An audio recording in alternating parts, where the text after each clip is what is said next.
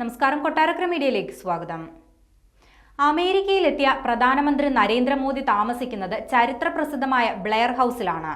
2 ദിവസത്തെ സന്ദർശനത്തിനായി പ്രധാനമന്ത്രി നരേന്ദ്രമോദി ഇന്ന് പുലർച്ചെയാണ് അമേരിക്കയിലെത്തിയത്. അധികാരമേറ്റതിനു ശേഷം ഡൊണാൾഡ് ട്രംപിനെ സന്ദർശിക്കുന്ന 4ാമത്തെ വിദേശ ഭരണാധികാരിയാണ് മോദി.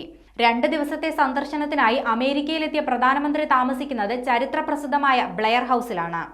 വൈറ്റ് ഹൌസിന് തൊട്ടെതിർവശത്ത് 1651 പെൻസിൽവാനിയ അവന്യൂവിലാണ് ബ്ലെയർ ഹൌസ് സ്ഥിതി ചെയ്യുന്നത്. അമേരിക്കൻ പ്രസിഡന്റിന്റെ ഗസ്റ്റ് ഹൌസ് ആണിത്. പ്രധാനമന്ത്രി എത്തുന്നതിന് മുൻപ് തന്നെ ബ്ലെയർ ഹൌസിൽ ഇന്ത്യൻ പതാക ഉയർത്തിയിരുന്നു. ഇന്ത്യൻ സമൂഹമാണ് അദ്ദേഹത്തെ സ്വാഗതം ചെയ്യുന്നത്.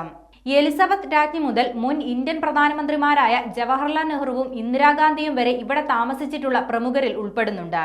70,000 സ്ക്വയർ ഫീറ്റ് വലുപ്പത്തിലാണ് ഈ ആഡംബര സൗധം നിർമ്മിച്ചിട്ടുള്ളത്. പരസ്പരം ബന്ധിപ്പിച്ചിട്ടുള്ള 4 ആഡംബര വീടുകളാണ് ബ്ലെയർ ഹൌസിലുള്ളത്. 119 മുറികളാണ് ഈ ബ്ലെയർ ഹൌസിലുള്ളത്. അതിഥികൾക്കായി 14 മുറികളുള്ള ഈ അതിഥി മന്ദിരത്തിൽ 35 ശുചിമുറികളും 3 ഭക്ഷണമുറികളുമുണ്ട്. ബ്യൂട്ടി പാർലർ, ലൈബ്രറി എന്നിവയടക്കം 5 സ്റ്റാർ ഹോട്ടലിനെ വെല്ലുന്ന സൗകര്യങ്ങളാണ് അമേരിക്കയുടെ ഈ അതിഥി മന്ദിരത്തിലുള്ളത്. 3 പൂന്തോട്ടങ്ങളും ഇതിന്റെ ആകർഷണങ്ങളാണ്. 16 മുഴുവൻ സമയ ജീവനക്കാരാണ് ഇവിടെ അതിഥികളെ സ്വീകരിക്കാനുള്ളത്. 1824 അമേരിക്കയിലെ ആദ്യ സർജൻ ജനറൽ ഡോക്ടർ ജോസഫ് ലോവലിന് വേണ്ടിയാണ് ബ്ലെയർ ഹൌസ് നിർമ്മിച്ചത്.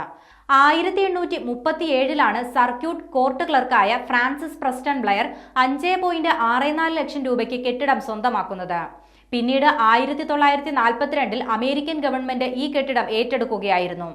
ഗസ്റ്റ് ഹൌസായി ഉപയോഗിക്കുന്നതിന് വേണ്ടിയാണ് ഈ കെട്ടിടം ഏറ്റെടുത്തത്.